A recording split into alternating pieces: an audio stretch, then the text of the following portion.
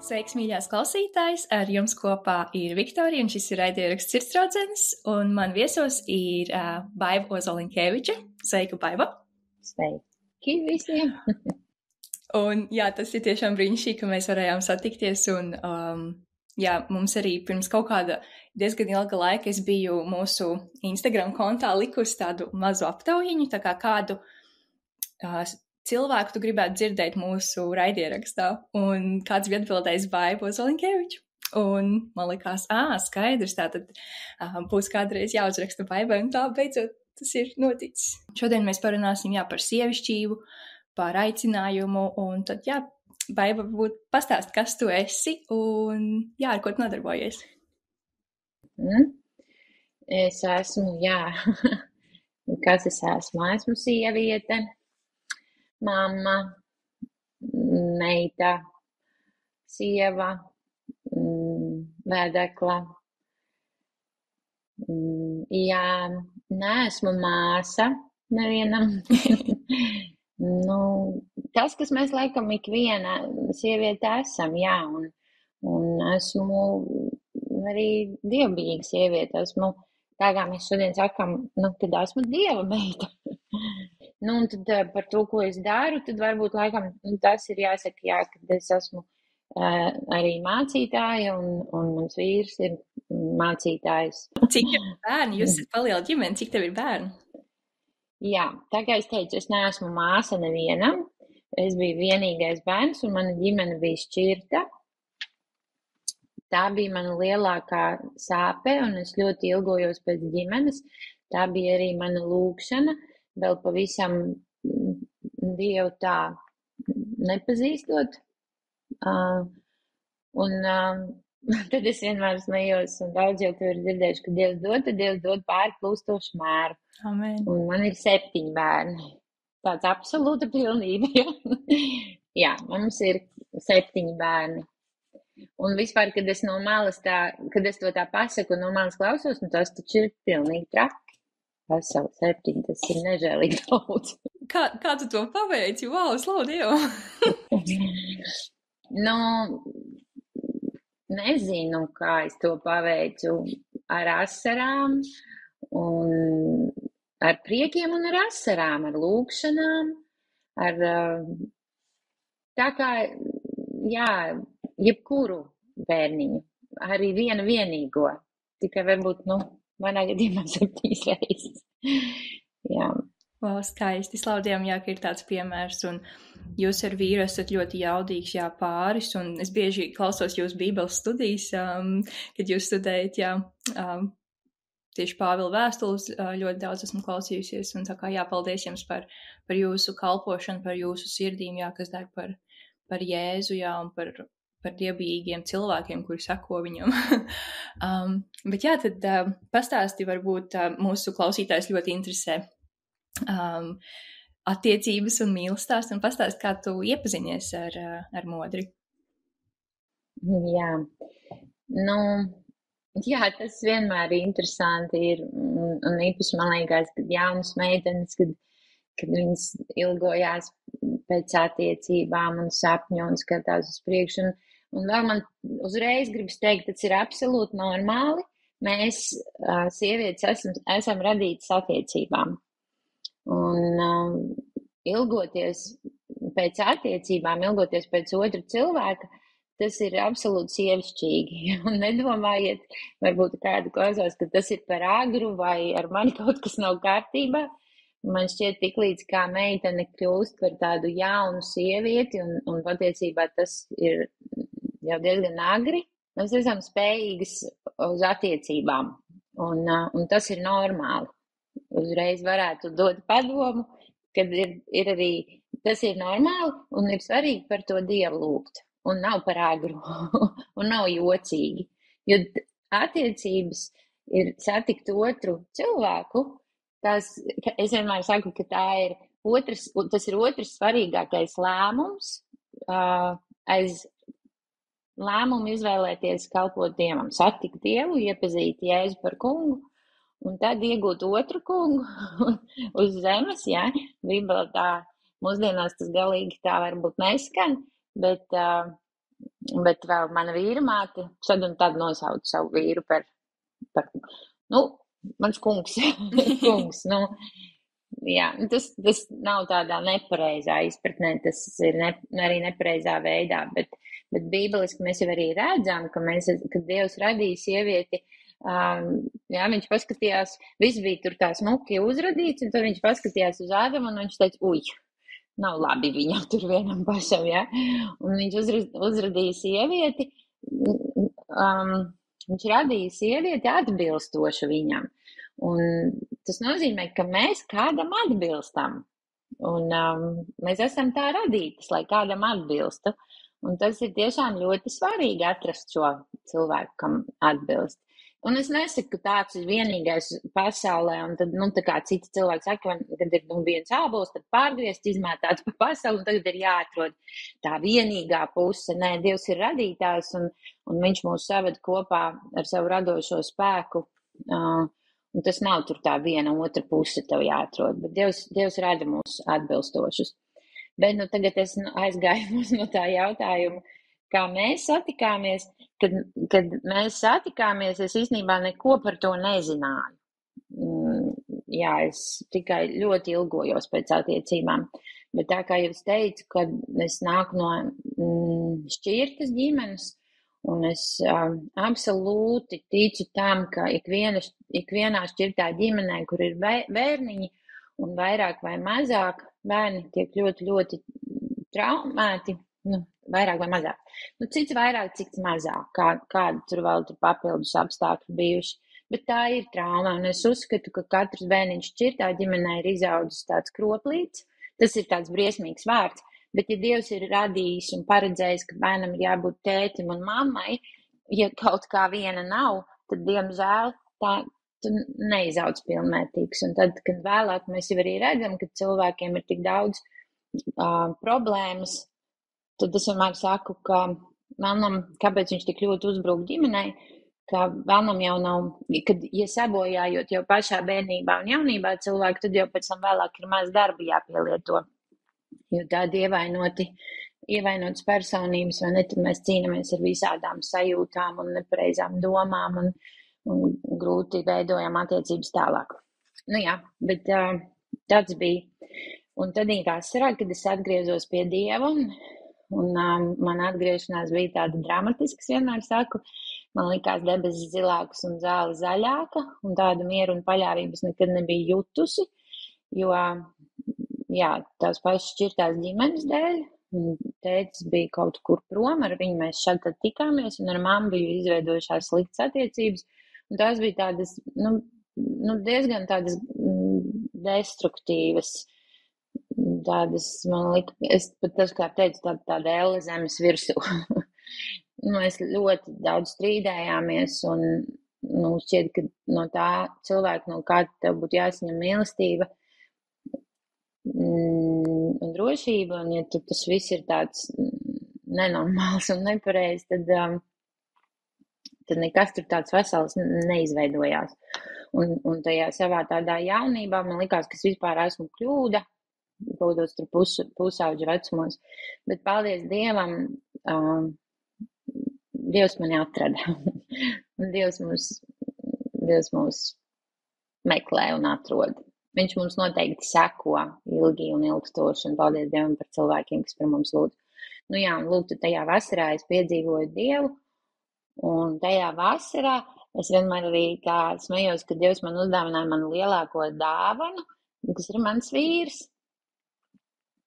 Un mani paaicināja tulkot kādai amerikāņu grupai, un tajos 90. gados nebija tādas viesnīcas, visi tā grupa tika uzņemta mājās, un tad es arī kā tulks tur apmetos tajās mājās, un tās bija tieši tās mājas, kur tas bija mācītāja mājas, un arī, Andris ir mācītāja dēls, bet viņš arī Dievam tajā brīdī nekalpoja, bet tur es atceros, kad es pamanīju, ka man patīk, ka uz mani skatās tas puisis.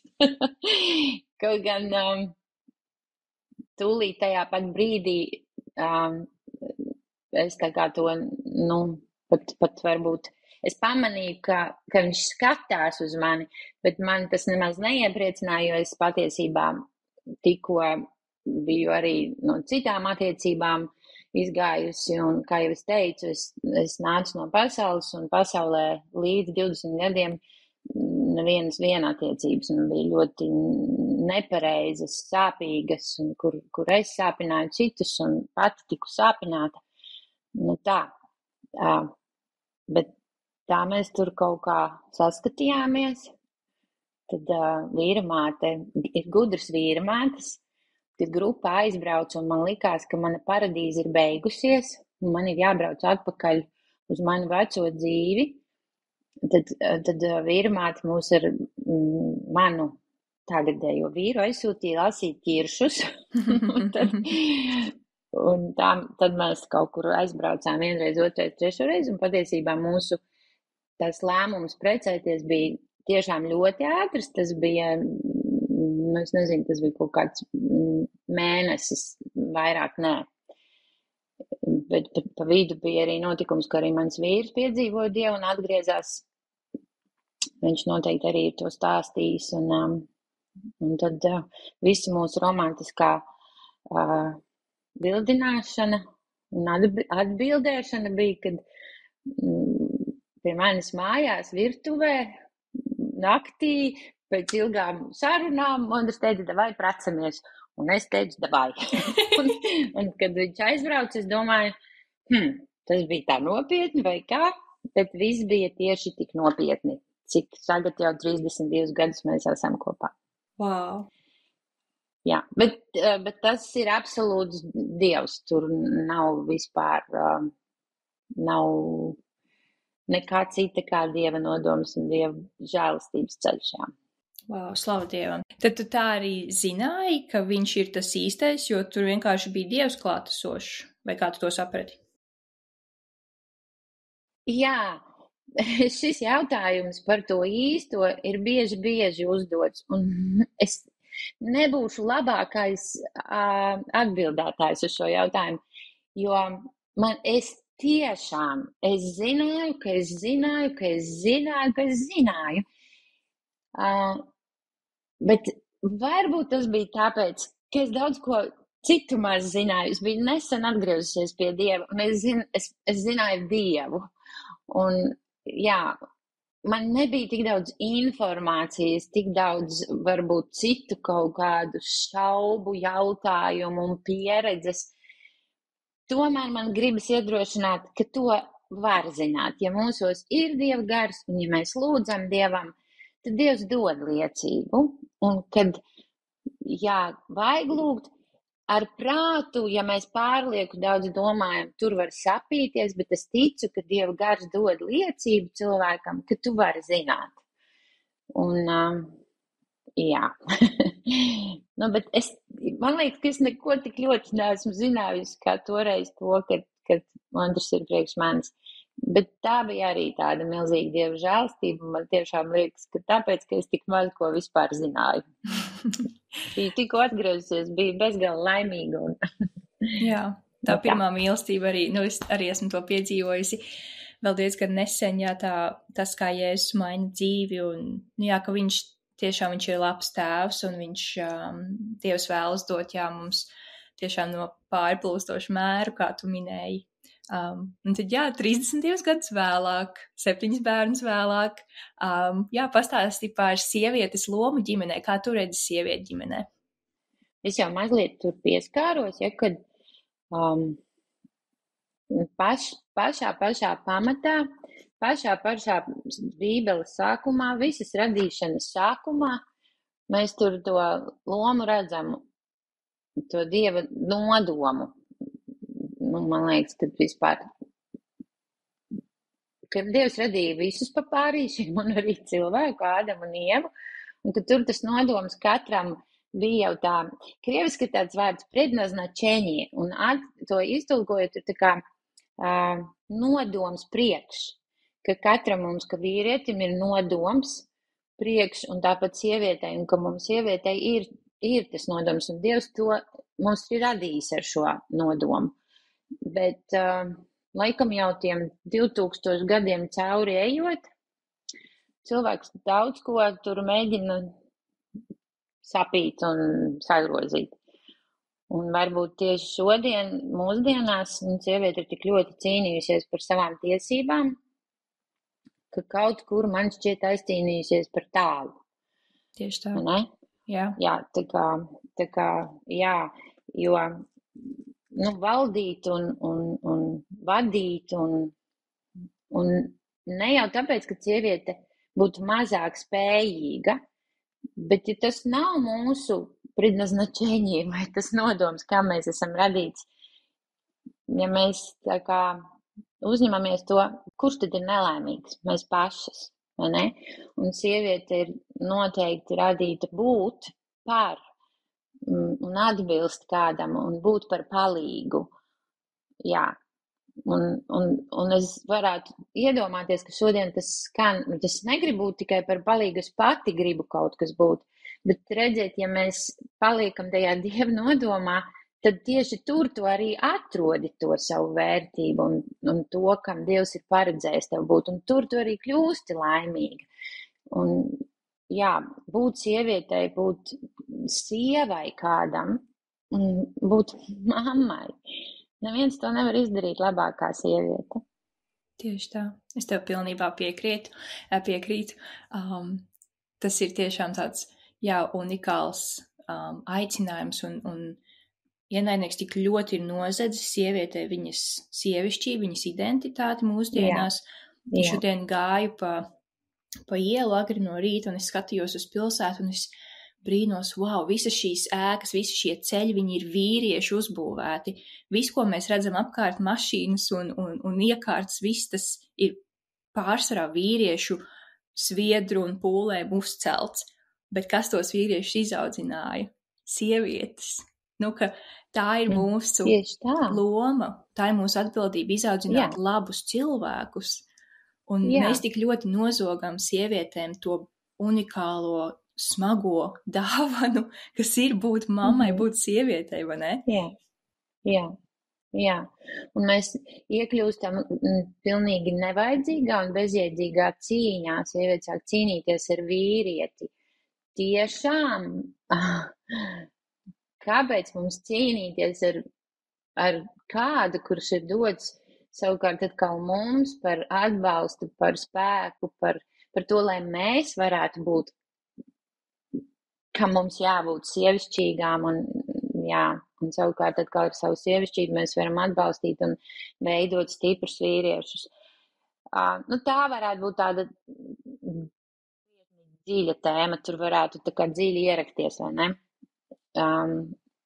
Bet noteikti 90. gados mēs bijām jauni, man jāsaka, man bija 25 gadi un man piedzima 4. puišelis, man bija 25 gados 4 mazi bērniņi.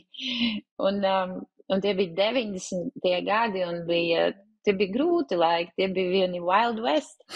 Un, zini kā, tas bija tas laiks, arī, kad atvērās robežas, atvērās iespējas, varēja braukt uz ārzemēm mācīties, un tas bija laiks, kad vispār bērni nedzima, burtiski fiziski. Vēlāk mēs saskārāmies ar to, ka skolas bērndārzus likvidēja, jo fiziski nebija bērnu, un bija ļoti, ļoti nepopulāri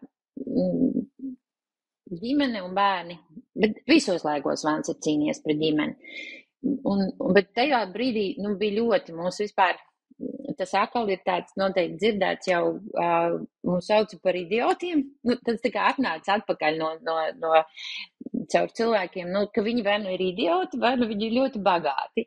Un tad mans vīrs teica, jā, mēs esam bagāti idioti, jo mums ir bagāts tēvs debesīs. Dievs tēvs debesīs. Bet tā attieksme pret ģimeni ar 4 bērniem bija tiešām tā nebija jauka.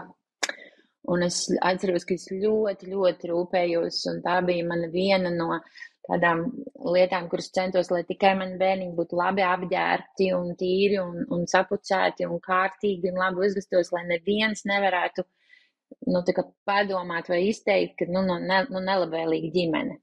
jo daudz bērnu ģimene bija automātiski nelabvēlīga. Un tāpat jau tā domāju, bet tā bija tāda man ļoti tāda sāpe, pret ko es mēģināju cīnīties. Tad šodien varbūt ir mainījusies šī sabiedrības attieksme, un šķiet, ka ģimene un vairāk bērniņi ir forši. Un tomēr, kad es skatos tādu kopējā pasaules attieksmi un tā nevērtē māti. Lai kā tas arī nebūtu, vienmēr sieviete, bet kas tu esi, ko tu vēl dari? Kāda ir tava profesija? Un sieviete joprojām, jā, viņa audzina bērniņus, bet tā vērtība, pēc kā viņa tiecās, ir būt kaut kas vēl. Un kā man gribētos iedot sievietēm to vērtību? Un tāpēc, ka es ļoti labi pati zinu, un to esmu izdzīvojusi un pārdzīvojusi, ka tikai māte, tu joprojām šķietam neesi vērtīga. Bet nav nekā vērtīgāk, kā izaudzināt bērni. Nav nekā lielāka un grūtāka, kā izaudzināt veselu cilvēku. Tā ir vesela dzīve. Jā.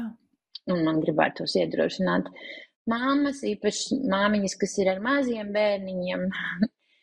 Un tas bija ļoti grūts laiks, tie 90. Mums bija ļoti arī finansiāli grūti. Bet, kad es skatos atpakaļ, nav nekā skaistāka, kā mēs cīnījāmies ar visiem tiem 4 maziem puišaļiem. Paši bijām jauni, ar bērniem darījām visu kopā. Tas, man liekas, arī ir ļoti tā, gribētu to iedrošināt, dzīvot ar bērniem kopā, neatlikt viņus, jo mūsdienās arī bērns ir apgrūtinājums. Šķiet, kad ir jādzinās pēc izklaides un tad bērni, protams, izklaidē traucē, bet vajag ar bērniem kopā izklaidēties. Un ir iespējams, tas ir iespējams, jā. Jā, un tie ir mani skaistākie gadi. Slavu Dievam. Man šeit šis ir ļoti, ļoti svarīgs, tas, ko tu arī iedrošināji un pateici, vai ne, ka būt sievietei, būt mātei, tas ir tik īpaši un tik svarīgi. Un tad kā es gribu, jā, lai meitenes šito riktīgi satver, jo tas ir tas, pret ko ienaidnieks visu laiku cīnās mūsu identitātei, ka mums ir jābūt vīriešiem savā dzīvē, ka mums ir jābūt tam un tam un tam, un mums ir jākāp pa tām kāpnēm, un mums jāsasniedz tas, pirms mēs vispār varam domāt par ģimeni, par laulību, par savu vīru. Arī es tur biju riktīgi iekritus, un vēl projām man ir nedaudz tā doma, vai ne, bet kas tad es būšu? Tagad es satikšu to savu puisi, vai ne, tad, ko es viņam varēšu piedāvāt? Tādi dažādi meli, kas ir iesakņojušies manā domāšanā, un es domāju, ka arī daudzām mūsu sekotājām tā ir, vai ne? It īpaši mūsdienās, kad ir šis viss ir tā kā paildzinājies, ka cilvēki precās vēlāk, viņiem ir bērni vēlāk, un tad ir šis garais periods, kurā tu esi jauna sieviete vai jauns vīrietis, un tad jūs dzīvojat, un tu piemēram, dzīvo viena pati, tu strādā, tev ir sevi jānodrošina, jo tavi vecāki to vairs nedara, un tev vēl nav vīra. Kā mēs varētu iedrošināt šādas sievietes nekļūstiet par savas dzīves vīriešiem, tā kā saglabāt, jā, tev ir kaut kādas atbildības, tev ir jānomaksā tie rēķini un jāsamaksā par dzīvokli un jāpēd, bet kā saglabāt tādu, ka tev jāpaliek sievietei? Tur nav ko glabāt, tu vienkārši esi sieviete. Tur nevar neko saglabāt, to laikam ir jāatklāj un jāpatur, jā. Bet, es tevi sapratu. Kā to saglabāt, kā to paturēt? Tu vienkārši esi sieviete. Un kā jau es pašā sākumā minēju, sieviete ir radīta attiecībām, un viņa vienmēr ilgosies pēc attiecībām.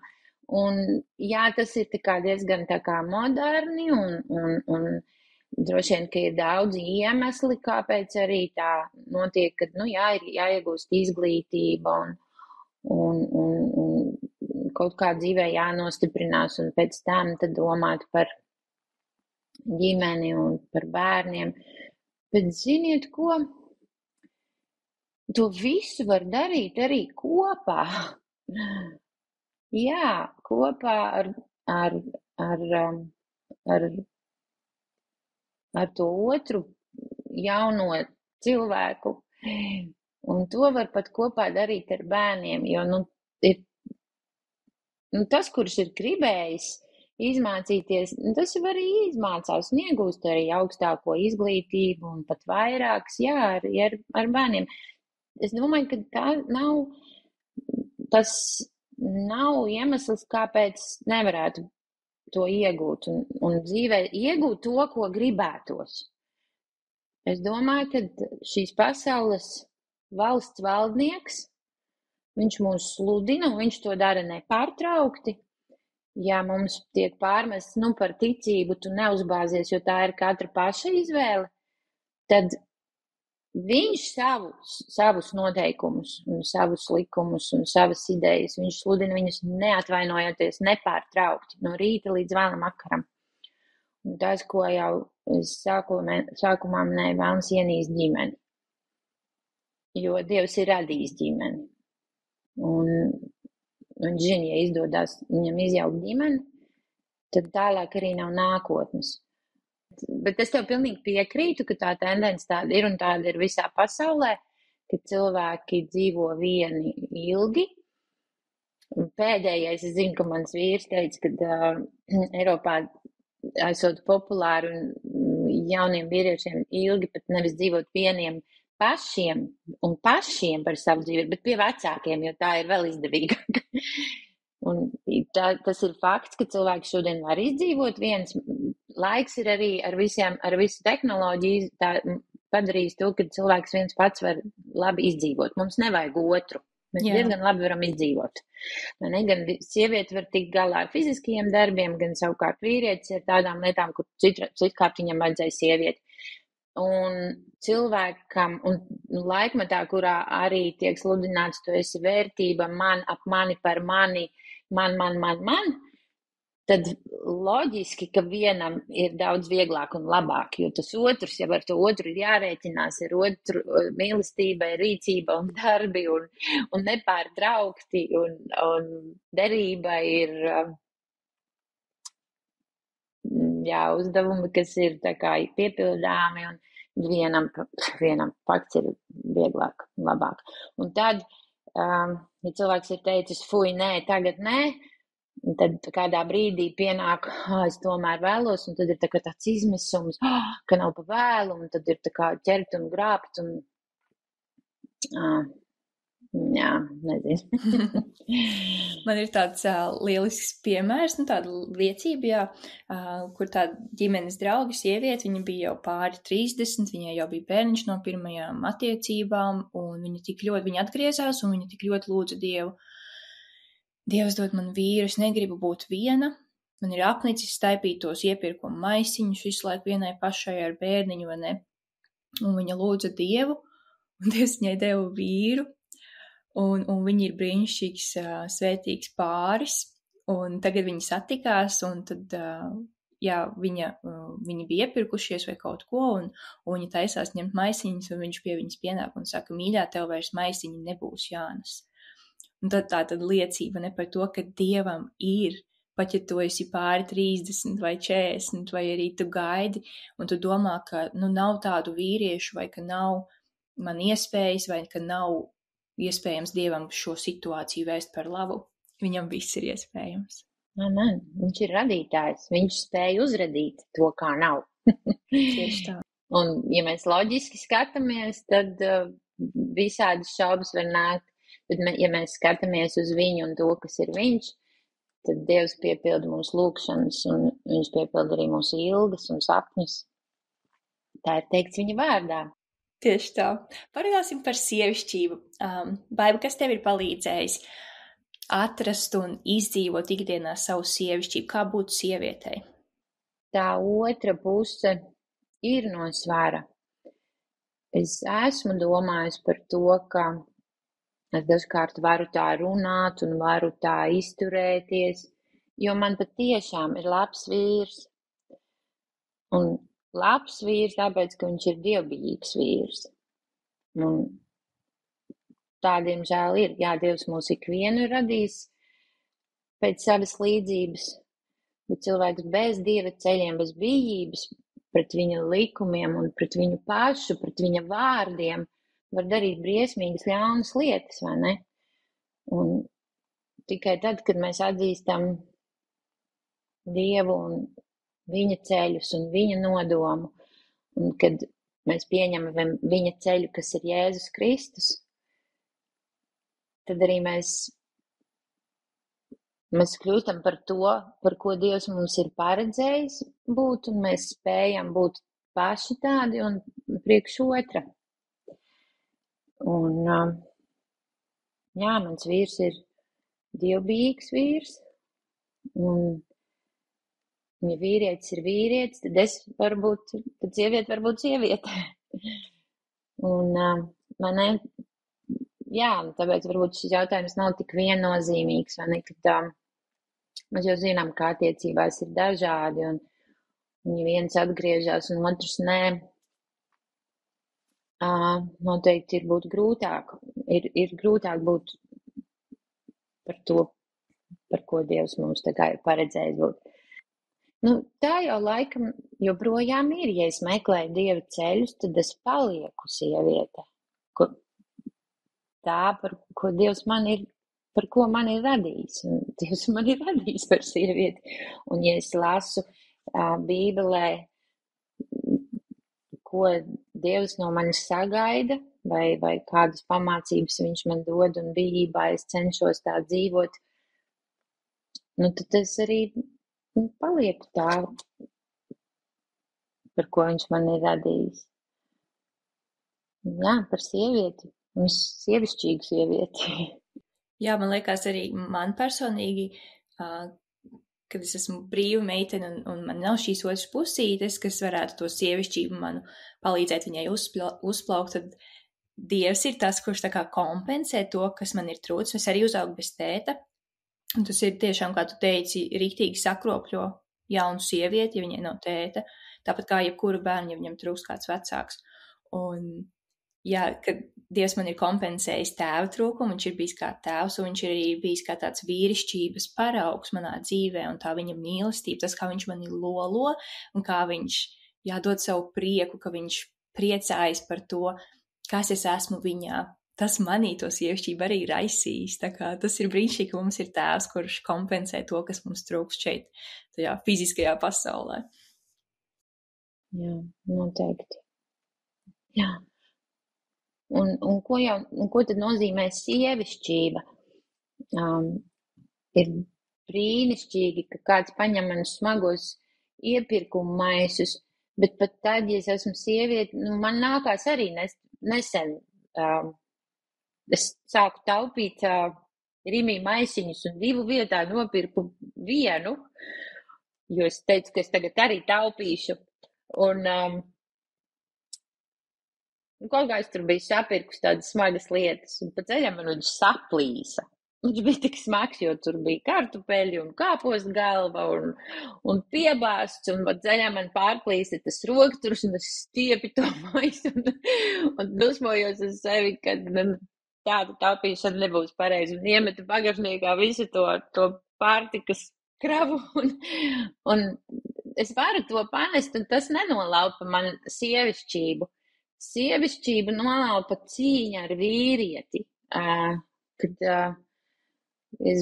es gribu, nezinu, to, kas man nav vajadzīgs. Un, jā, mēs daudz ko varam arī, fiziski un arī ar prātu. Sieviete nav muļķāka, lai nedarītu kādas lietas. Bet tad, kad mēs esam pārgurušas, nomocījušās kādās savos darbos, tas noteikti man nozog manu sievišķību. Es varu nogurt arī no būt māte, ja, bet sieviete kļūst nelaimīga tāda, un tad sieviete var arī būt ļoti nejauka savā attieksmē, sieviete savos lēmumos lielos, tādos, globālos lēmumos arī var būt ļoti subjektīva un nejauka. Un, Un es tiešām, jā, Bībelē arī ir kādas īpašas sievietes aicinātas, tāpat, piemēram, kā Debora Karavadone, un ir vēl daudz sievietes minētas visādi, kā Dievs ir lietojis. Un tāpat mēs arī, zinām, kādas sievietes tādos vadošās, īpašās jomās, lomās un jomās un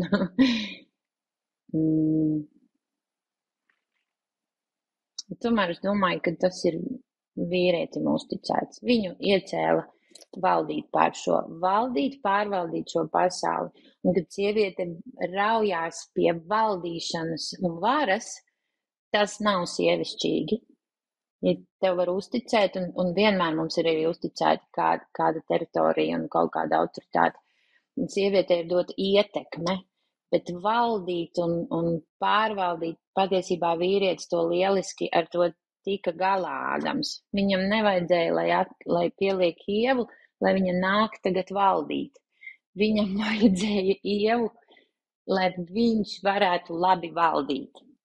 Viņam vajadzēja palīgu un kādu, par ko viņš priecājās. Un tur mēs sajaucām kādreiz, kad mēs mēģinām izlausties, lai valdītu. Un tur mēs pazaudējam sev sievišķību.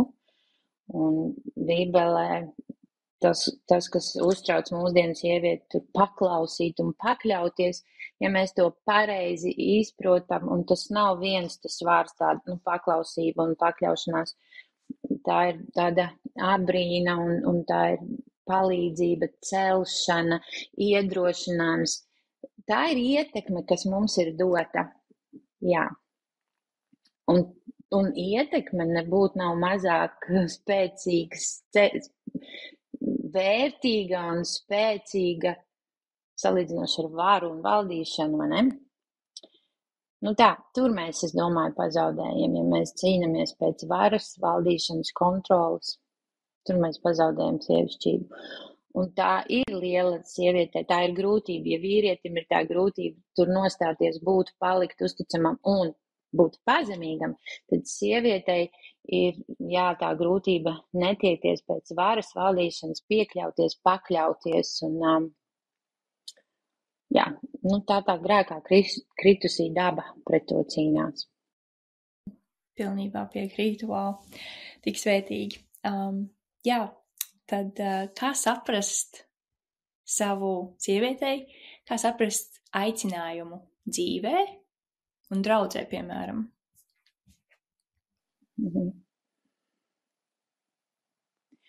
Mans vīrs vienmēr ir teicis, redzi vajadzību, piepildi to. Un īstenībā, kad mēs, Bībelē ir rakstīts, ja tu būsi uzticams par mazumu, tad Dievs iecels arī par daudzumu, vai uzticēs vairāk. Un tas, man liekas, ir tādas mazas lietiņas, kur tu uzņemies padarīt.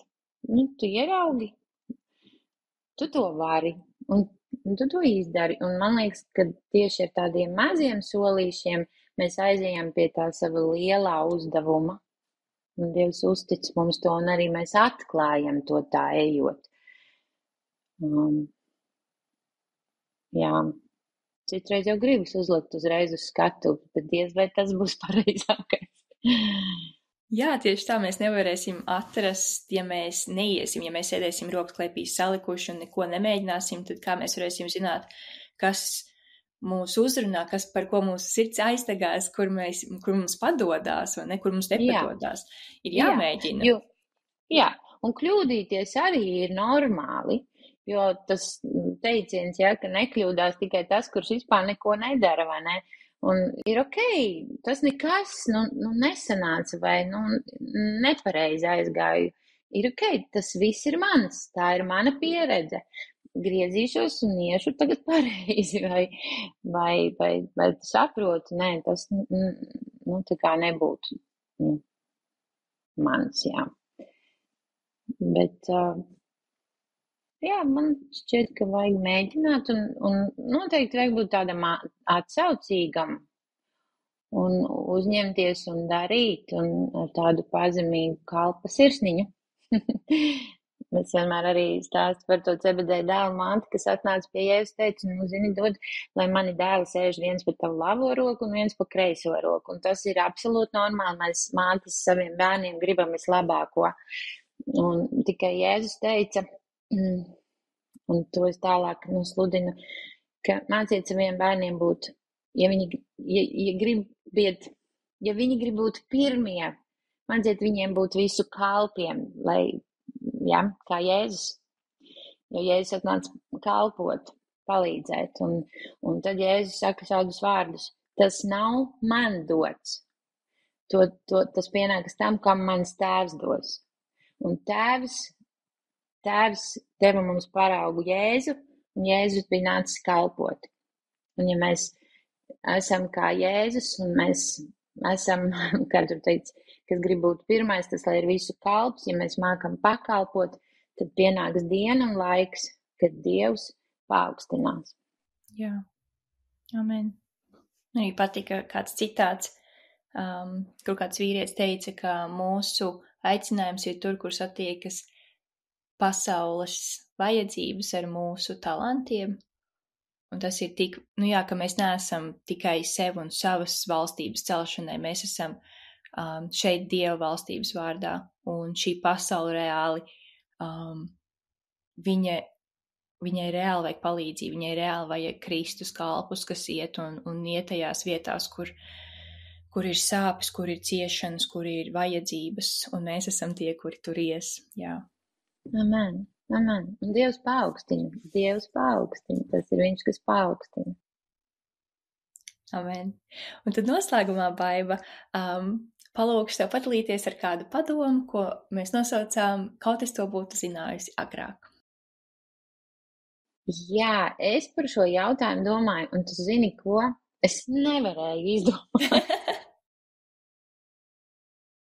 Tas ir dzīves ceļš, un mēs iegūstam tās zināšanas